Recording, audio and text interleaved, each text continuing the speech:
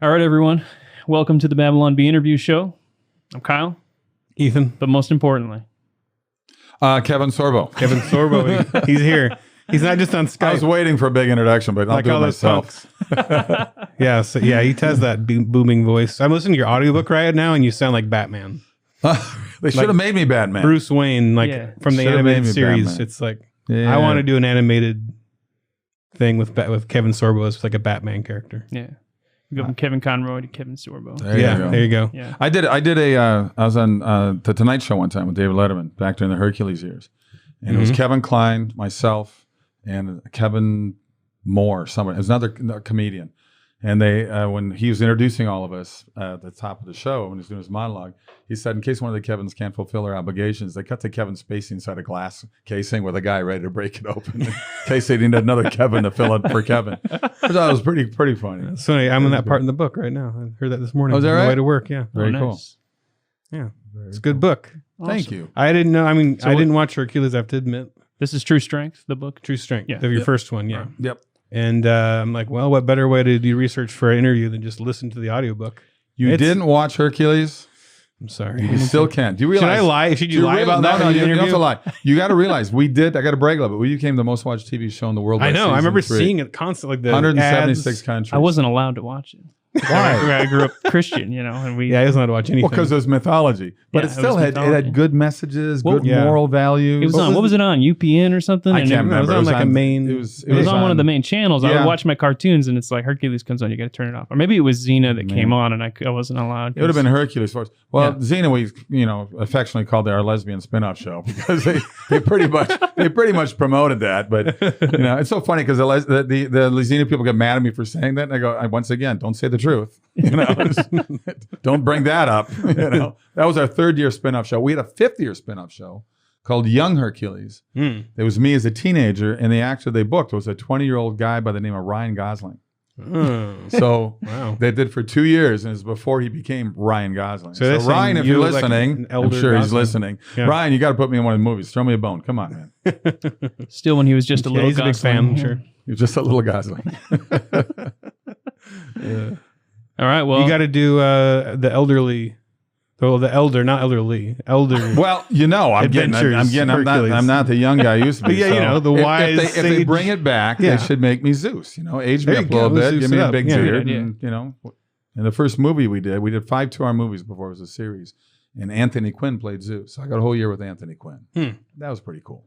I mean, I kind of like the idea of He has Boomer stories. Hercules, like Boomer. Boomer Hercules, like getting mad at everybody and sitting on the porch and shouting at Millennial Hercules or whatever. That'd be fun. I like that. So, I don't know. I do. Just give me a beer in a rocking chair. And I remember when I fought the Hydra. Hanging Kids out. these days see a Hydra, they're like, I got a panic attack. That's right, exactly. I need someplace safe. I'm triggered So, by Lord. the Hydra. Kevin, do you have any good stories? Do I have good stories? Well, I'm looking behind you that painting our there of favorite Trump question. right there. But isn't that Pat Robertson over there too? Yeah. Yeah, I just did his audiobook. Oh, did you? He had me be his voice for his last autobiographical book. I just did. I just finished it about 2 months ago. So I think it's coming out soon. So that's Do you another say you're audiobook. him? Perfect. No. Oh, okay. I introduced myself as I'm myself. Pat But I've been Robertson. on the show a number of times, and they've been very good fans, and it's been good. You have a So- soothing voice. Oh, thank you. I'm here to put you to sleep. Welcome Yeah.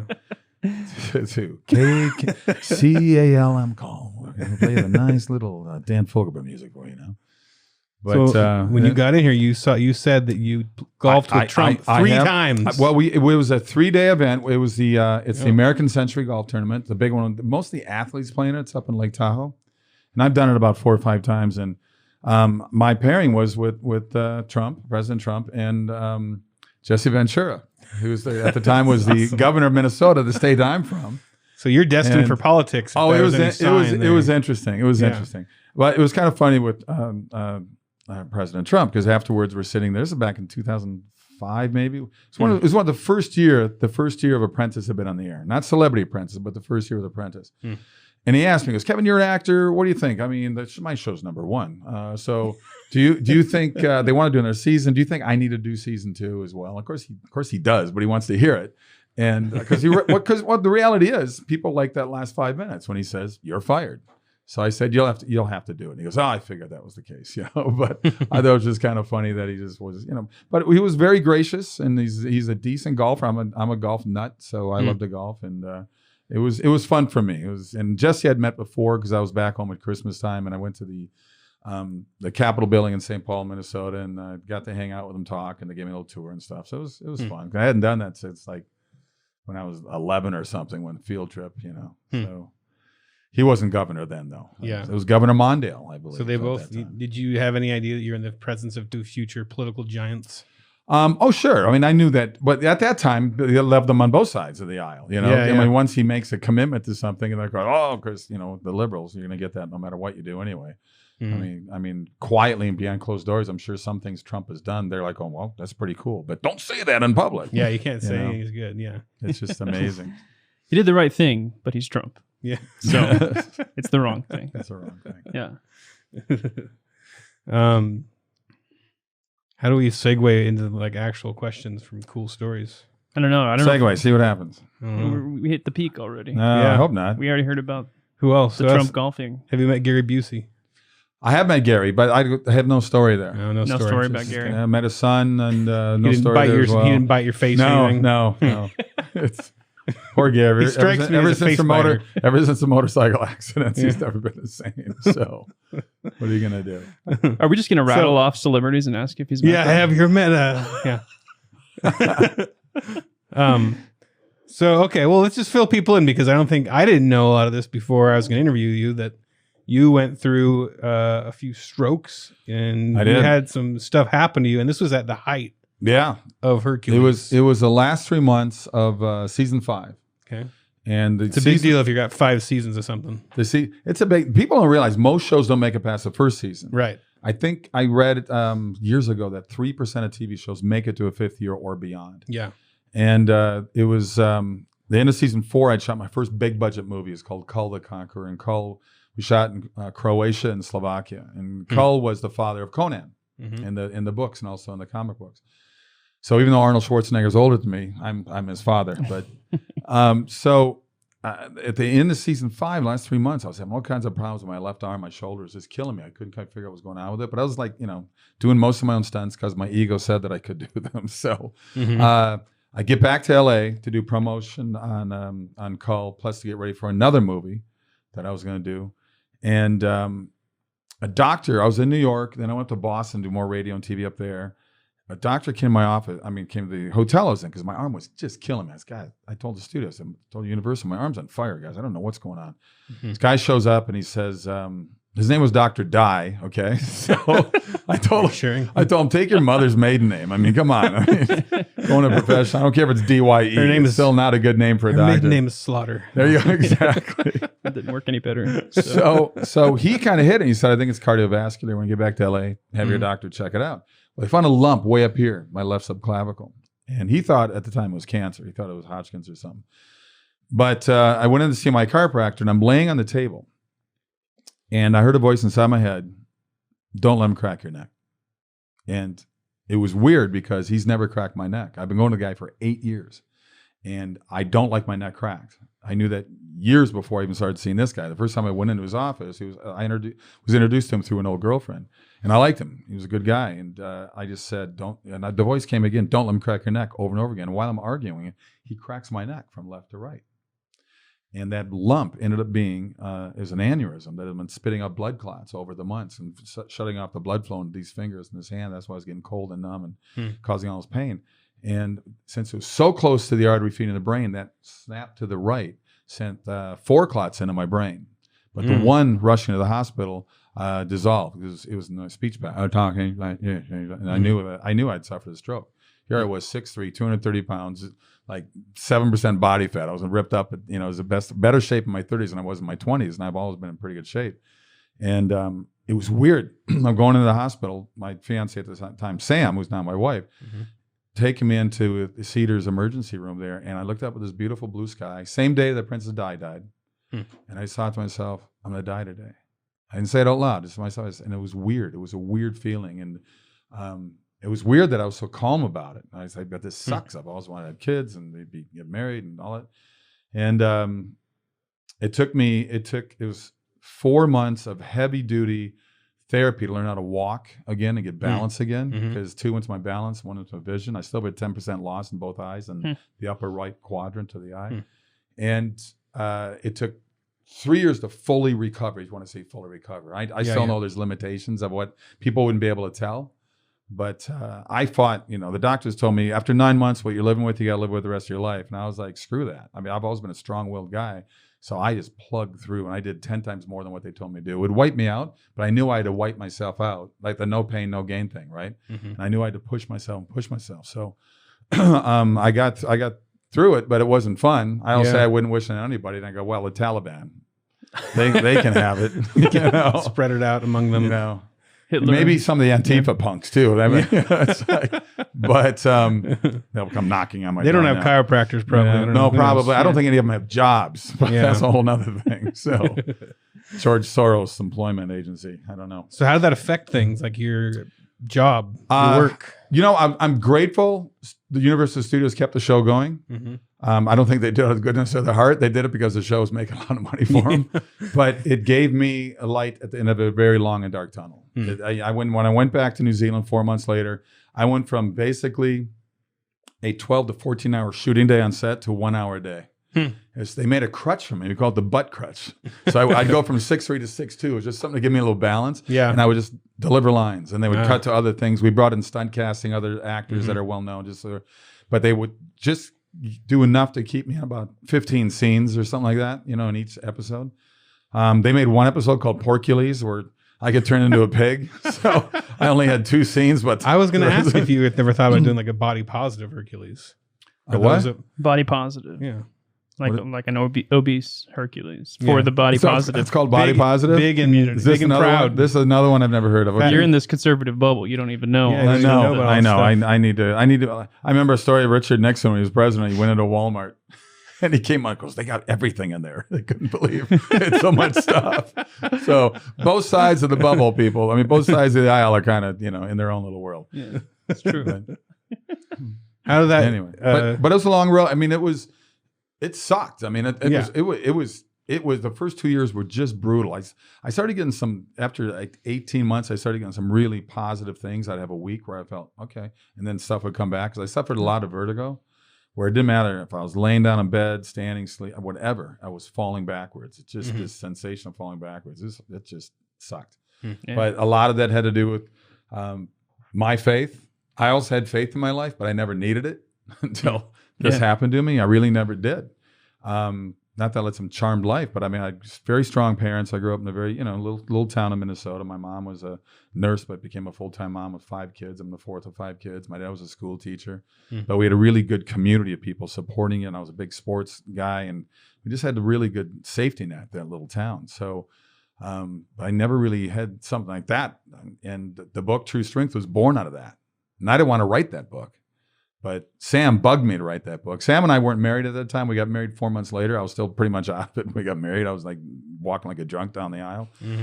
But she, every time I got down, because she's a New York, Pittsburgh tough gal, she just said, "It happened. What are you going to do about it?" She wouldn't let me feel sorry for myself.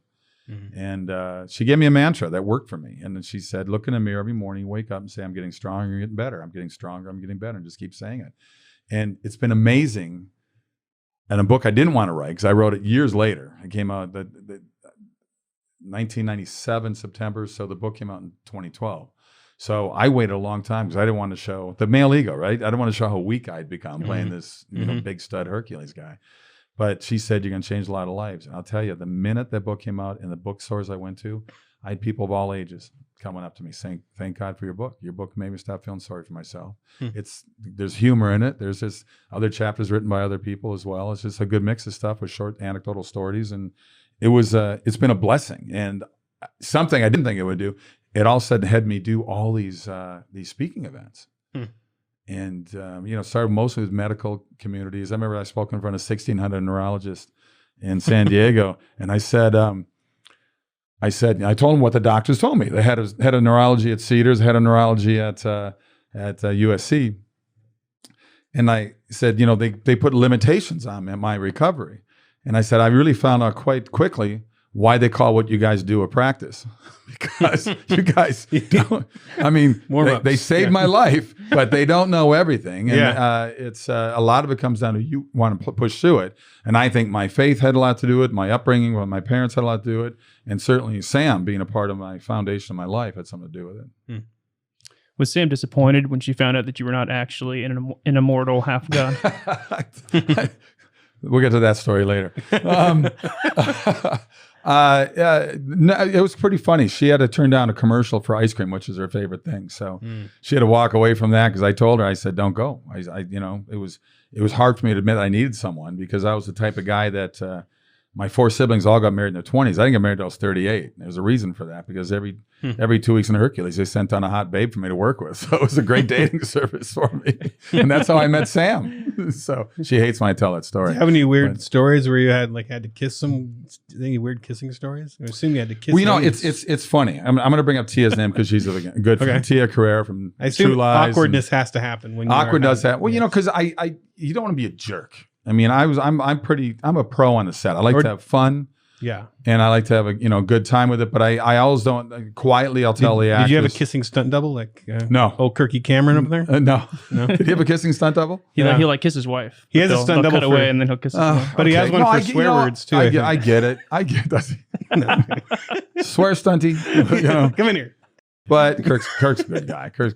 But I would always say I remember with Tia Carrera. I said we did call together, and I said. Said, so how do you want to do this? She goes, well, Kevin, no tongue. I said, it's fine. So on the first take, she sticks her tongue so far down my throat the first take. I go, what was that? She goes, I couldn't help myself. She said, so I looked at the director and I said, can we do another one? I don't think I did that right. So, but I am a flaming heterosexual, so it's hard for me to, impassioned heterosexual activist. But it is weird in front of a bunch of people. Right. It is weird. It's not like you're in love or lust or something. It's a semi uncomfortable situation. Right. But I don't know. Apparently porn stars don't feel offended by it. Yeah, I'm sure. I assume there's some that's a whole different ball of wax there. There's some tearing off of the societal mores. I think so. Yeah. Yep. At some point, got to work your way, I guess. So you've come out as conservative, Christian, heterosexual. Are you ever going to get any work again? I know. Yeah. Question. Well, it's interesting. I'll be honest. Hollywood doesn't owe me anything. I came out here, I worked my butt off. I got the jobs I got by working hard, not expect. I'm a 13-year overnight success, I tell people. But my agent left me and my manager left me. Really? Really over this? Over your views? Yeah. You know what Hollywood's like. I mean, come on. Totally. And it's amazing to me that they're like the bell ringers for tolerance, and yet they have zero tolerance. Freedom of speech, but only if you agree with what they say. And it's strange. It's sad to me. It's like, guys, I honestly don't care if people have different opinions than I do. I don't get angry about it. The people on the left get so angry. I mean, I got to do is look at one of the photos you got here of a riot going on. I'm sorry, a peaceful demonstration going on. But it's sad to me that they say one thing, but they do the totally opposite. And it's to my find it just infantile that this is going on. But thank God for independent movies. If it wasn't for indie movies these last 10 years of my life, I wouldn't have a career at all. I just wouldn't. Yeah, was there a moment where have you just always been this way, or was there a moment where you're like, you know what, I got to be more outspoken. It's driving me crazy. I'm too quiet. Yeah, I think I was never quiet on purpose. It's just gotten more crazy over the last 15 years, as you guys know. It's just accelerated each year. But by about 2009, 2010, I just said, what is going on? This is ridiculous. I mean, I never noticed it on the set. On Hercules or Andromeda, I didn't. There was a couple times. I remember some of the actors I worked with on Andromeda. I remember one day they found out. I mean, because I said something. Go, oh my flower bed. He's a Republican. Oh my gosh, he's against education. I said, what? Who's against education? How well is America's public education system going? I mean, run by Democrats, for crying out loud. I mean, it just was unbelievable to me. So.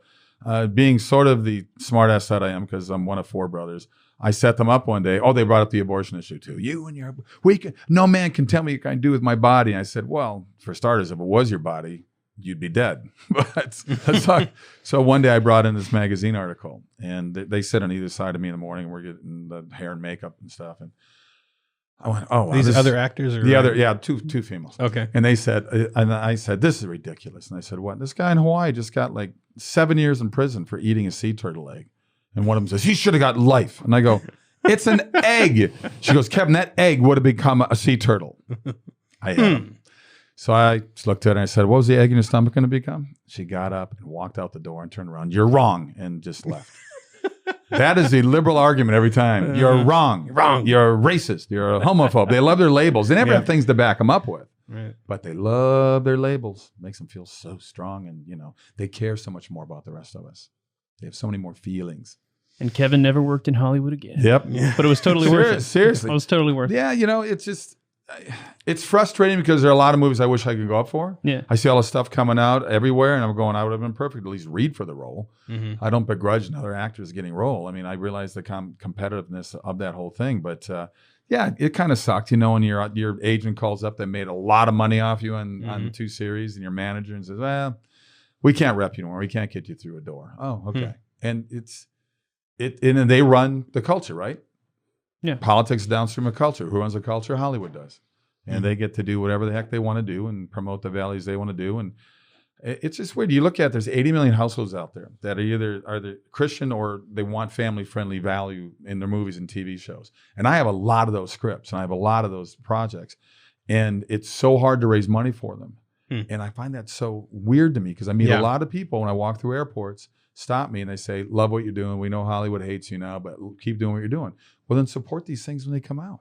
Right. Support them. There's 80 million households out there. Why wouldn't Hollywood? They don't have to go back and do Touched by an Angel again, but because they'll never go back to that again. But do shows like that have a little more edge to them or something. Because why wouldn't you laugh all the way to the bank by putting out stuff with a G or PG rating? Why not? Yeah. What does it hurt? I mean, it's called show business. It's not show. Yeah. They can scream that they're against this. And, "Oh, we're socialists." No, you're not. Disney wants to make money. That makes them a capitalist business. They're capitalism. That's what it's all about. But it's hypocrisy rules, right? Yeah. Yep. Yeah, you see some success with stuff like Last Man Standing, That's not, I don't even think it's a conservative show. It just kind of makes fun of everything a little bit. That's the show I'm doing right now. Oh yeah. It's called The Potwins. I play Nate Potwin. I'm the dad, and I'm the very much Tim Allen type of character. He's a conservative guy. I got the conservative son, and then I've got the really hardcore, left-wing liberal, socialist daughter who's in college, and I got the hippie father who's a far left as well, played by Barry Bostwick. Remember him from Spin City with Michael J. Fox, and it's been great. We're wrapping up. Actually, we're wrapping up the last episode right now of season 1. Nice. So look for it next year, The Potwins. We'll see what happens with it. But Potwins. But it's nice to have something like that. And Tim Allen, certainly in that show, had that with his character. And they weren't afraid. And that's what we're doing. We're making fun of both sides. Both sides are flawed in so many ways. It's crazy. Yeah, there's a lot of good comedy space there that they don't explore. Yeah. They just want to push certain agendas, and they just keep pushing them over and over and over again. Or they don't want to normalize certain things. That's why it's like platforming ideas. We don't want to normalize normal people. Ain't that a fact? Don't want to normalize common sense. Where's my water, guys? Don't we have water around here? Oh, yeah, we need water. Matt, can we get a water? Give me a water. You guys got beverages. I mean, come on. Yeah, we're bad. We should have got you something. So I was at Liberty University. I spoke there not too long ago. I also see another painting right there of the. Did you see the giant Paul Jr. stained glass window of Donald Trump there? That the Babylon Bee reported on. Yeah. I didn't see that one. I'll have to look for that one. We did an article. I did a Photoshop. I do a lot of these Photoshops. That's mine. And we did a Photoshop of a giant stained glass Trump window, and it fooled a lot of people. Oh, of course. They're like, look at this. This is disgusting. I've sent things that you guys post to friends of mine, and a couple are right back. That can't be true. Is that true? Oh, guys. Are you kidding me? Come and go online and look again. Read it again, But factual, no. True, yes. Yes. Yeah. There you go. Morally, what is it? Morally true. Yeah. Factually inaccurate. There you go. So what? How did you get into the role of annoying atheist? And God's Not Dead or Let There Be Light? Because Let There Be Light was the super. You haven't seen Let There Be Light? No, I haven't. I'm sorry. Shame on you. He hasn't watched Hercules. Everybody out there better see Let There Be Light because I directed that one. Okay. God's Not Dead came about. the first movie I did with the same writers that wrote God's Not Dead was a movie called What If, which personally I think is a better movie. And as PureFlix did both those movies, they just didn't do a good job, or they just didn't have the money to do a good job promoting that movie. What If is sort of like a reverse It's a Wonderful Life. I highly recommend it for people to check it out. It's John Ratzenberger plays an angel, comes down from heaven. He's kind of a curmudgeon, smart-ass angel to tell me that I've screwed up my life and the road I'm on is not the road God intended. He wants me to be at this road. So I have no choice but to go to that road because I don't have a choice. So I got to at least go there and see what I missed out on. And it's a wonderful movie. And that was directed by Dallas Jenkins, who's doing the Chosen now. Jerry Jenkins is his father, who put everything together financially. And Dallas showed me the script. And he just wanted my opinion on the script. And I said, who's playing Pastor Ben? He goes, no. He started giving me a couple names. I said, well, I want that role. He goes, oh, dude, we can't afford you. Because the budget was low. It was low. Everybody worked for, I think we worked for a pair of sunglasses from these ones, right? Maui Jim. So I said, I don't care. I want to do this role. And I love it. And that's led into the next one a couple years later with God's Not Dead. And they said, PureFlix called me up and said, well, I don't know if you want to play this part. You got to play an atheist. And I'm like, let me read the script. And I said, I know guys like this. And there's obviously college professors, atheists. When I say atheist college professors, I think I'm being redundant. All you got to do is say college professors. True. But loved it. Loved the role. They had no idea. We had no idea. We thought we had a good little movie. They were hoping to make, they thought they'd make, they were estimating, I think, 10 million or 11 million for its entire theatrical run. For a small $2 million budget is very, very good. They made 11 million opening weekend. Yeah, that's crazy. This thing went on to make worldwide with everything, DVDs, everything. It made like 70-some million in theaters alone in America. It made 140 million worldwide with everything. Wow. So it just exploded. And in the history of Hollywood, it's in the top 5 dollar for dollar return on the movie. And people go, wait a minute, they make $2 billion on Avengers. I go, yeah, but they got 800 million to break even on Avenger movies. Right. So yeah, they made 1.2 billion, but they made, 1.5 times. This movie got 70 times return on its money.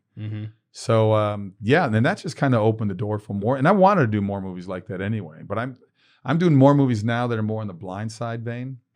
They're people of faith will go, it's a nice movie. Christian families, the African American kid. And people of atheistic or agnostic viewpoints will go, yeah, it's a football movie. What are you talking about? Which is great because the message is still in there. And my latest movie, Miracle in East Texas, which was supposed to come out in June, but obviously COVID shut down the world. Is in that vein. True story set in 1930. Once again with John Ratzenberger. I cast John. I directed it, starred in it. Sam's in it. My wife's in it. Lou Gossett Jr.'s in it. Tyler Mane, who's a WWF guy, who's also Sabretooth and X-Men, is in it. And it's a wonder. I mean, we're kicking butt in the film festivals. We won everything from judges' favorite to best faith-based film and everything in between. Best romantic comedy. So I love the fact they can't pigeonhole it and say that's a faith-based movie. I mean, the Kendrick brothers, unashamedly do just Christian movie. Right. I don't want to just preach to the choir. They do great movies. But I would do movies that reach outside the box because we're kind of called to harvest, right? So hopefully this movie does get out there soon. I don't know what the options are at this point other than drive-in movie theaters, but here we are. Streaming. And it's not the new normal. Stop saying that. This is not ever. We cannot normalize this. Yeah, don't normalize this. Do you people want to wear masks the rest of your lives? Give me a break. Some people seem to really like their masks. They feel pathetic.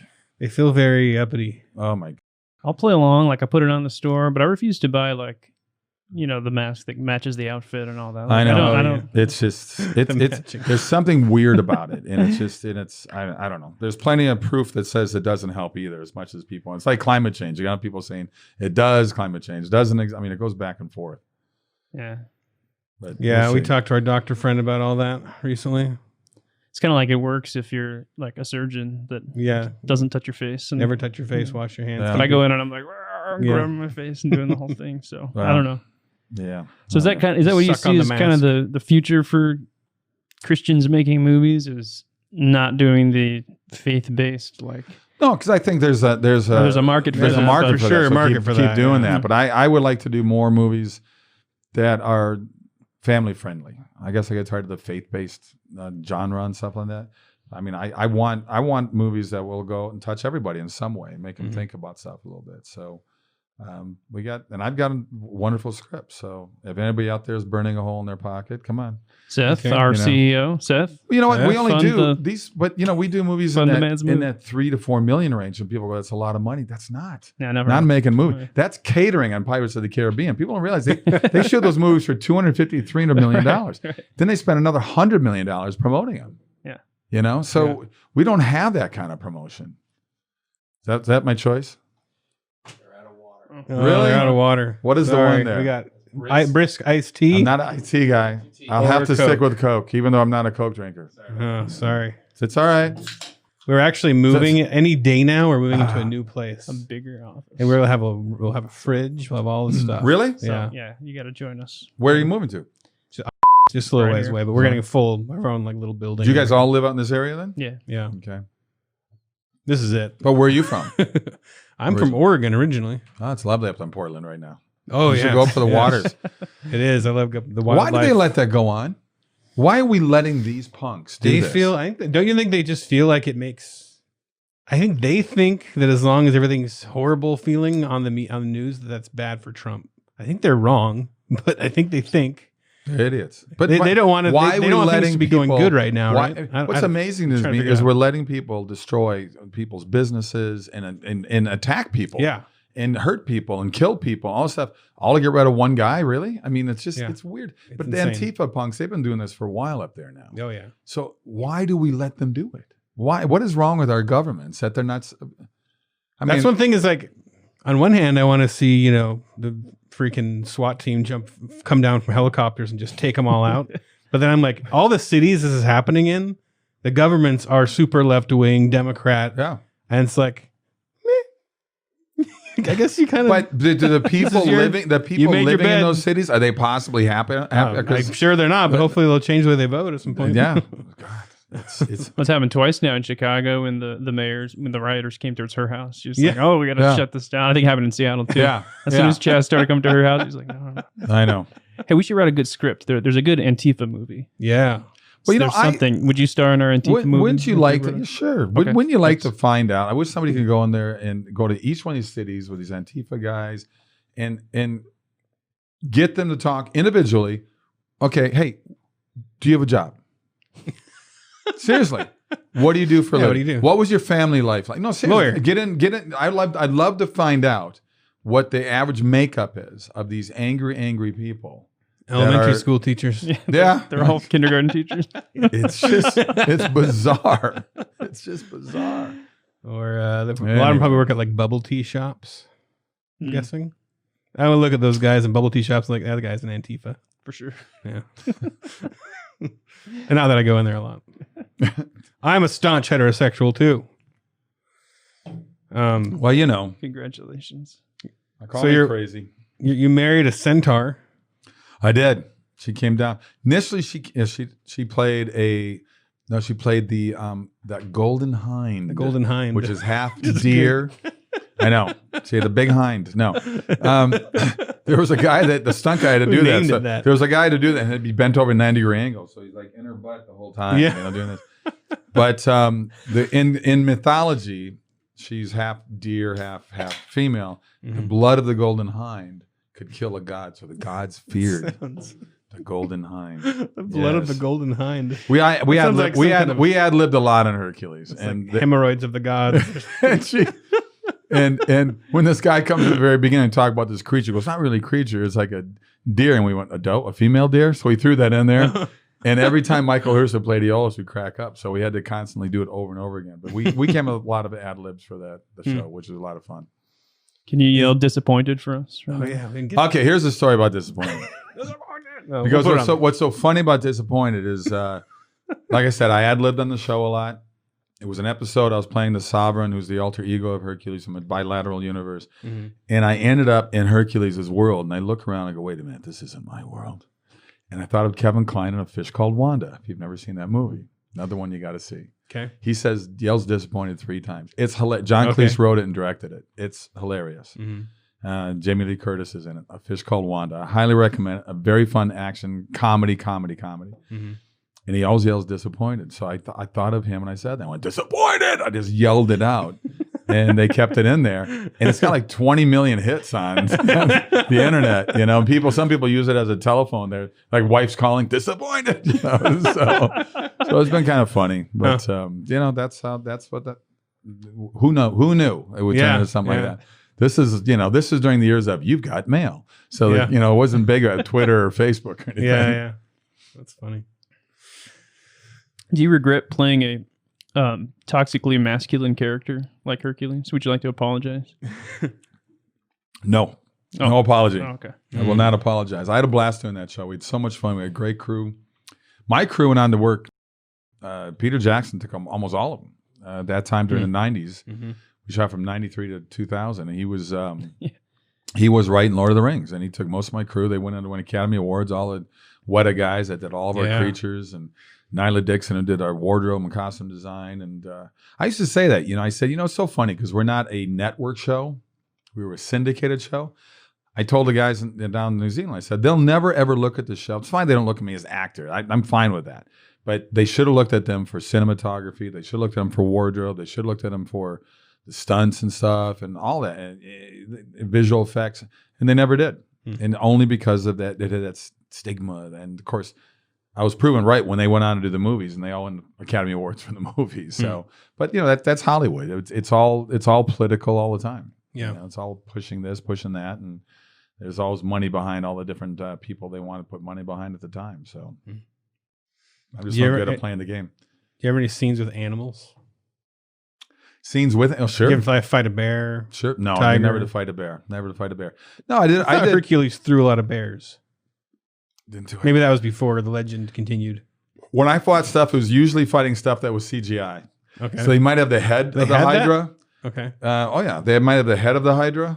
Okay. Then they would do the wide shot. I could just do what I wanted to do. That was my other question. It was like a kid out there just throwing punches and ducking and diving. They just let me do stuff, and then they would put the CGI in on top of that. Okay. Yeah. So it wasn't as difficult. They would not. In the fight scenes, we choreographed the fight scenes. Certainly, the fight scenes were all choreographed, and that was fun. Every episode, the formulas have 3 fight scenes in every episode. But that it was exhausting, but it was fun. People don't realize the pants I wore. I had 3 layers of leather pants, 3 layers of leather to make these pants. They weighed 12 pounds. Wow. And I had to do these kicks and stuff like that. But it was just, we had a blast though. And I like the fact that they put so much humor in the fights as well. I could throw a guy 100 meters on a wire rig and then I'd kick the sword up one guy's hand. They would do a shot of the sword going through the air. And as the guy's getting up after I just threw him 100 meters, that sword hit him in the head, knock him back into the cow pie again. And I love that. We had a lot of Gilligan's Island breaking the fourth wall stuff, and it was just, I love what they did with the show. They had dramatic moments when they had good moral messages in there as well. But it was, it was Malibu Hercules, so it was fun. I always wonder when, because there has to be certain costumes that maybe until they're on TV, they look cool, but they're a little ridiculous looking while you're on the set. Is there anything like that? And you're like trying to take them seriously, but you're just a professional. So. Well, the first thing I noticed my second series was called Andromeda. It was the first series Gene Roddenberry created after Star Trek. He wrote it back in 1969. So when the first season of that show, we had a weapon called the Force Lance. It was our phaser, but it looked like a. Can I say pterodactyl? Okay, cut it Go out. ahead, say it. It did. It looked like a male, And we made jokes at it all the time. And I said, I'm sure when they were drawing this up, it looked really cool. But once they made it, And so one year's a joke, they gave me one that hacksaw. Oh dear. I know. I worked on VeggieTales, and they had a cookie cutter they thought was a great idea, where they had Bob and Larry next to each other, and it was just a silhouette of the two of them. And it was the most suggestive cookie you could ever imagine. Yeah. Yep. That would be. Everybody had them hung by their desks. Of course. So you're trying to act seriously, and you're holding a big. Yeah. Well, what's weird about the Force Lance was sausage. probably that long. It had a holster for like a gun. You pull it out, but it also had 3 different sizes on it, so it could extend itself, turn into a fighting staff. But hacksaw, pterodactyl. I don't know. It was kind of sick. Put in here. You can just beep it out. I don't know. We got stuff we do. All right. Keep it a nice, clean Christian There you family go. show.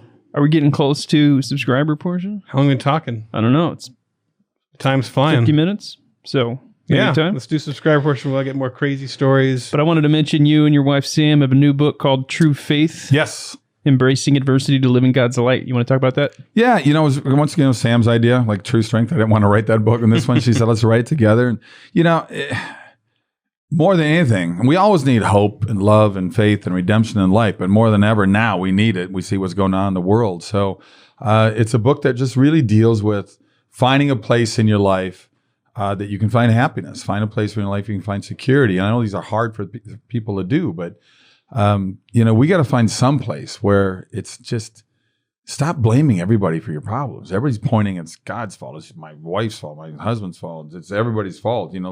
Once again, look in the mirror. Here we go. Michael Jackson, cue Michael Jackson, Michael Jackson, man in the mirror.